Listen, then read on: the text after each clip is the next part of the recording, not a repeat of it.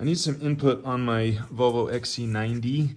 I've taken the supercharger out and I'm gonna clean up these O2 sensors, so disregard that. But as I've gotten this out, I realized I've got the exhaust right here, so I took the shield off. I am getting a sound when I step on it, kind of a fluttering sound. Sounds like a reed fluttering. That's not the best version of the sound, but Volvo said, well, your gasket for your exhaust manifold's out. And so I thought, well, I'm here, let's change that. I don't see any soot. And I've even tried to rub a rag and towel down here. I can't get any black on it. It's super clean.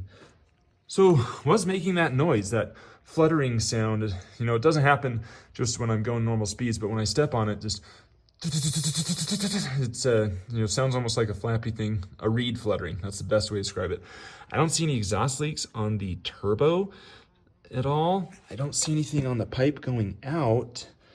Anyone have any experience with that noise, changing that? Or is it truly just, I need to change the gasket and I'm not gonna get soot out with a leak like that because it's not that severe?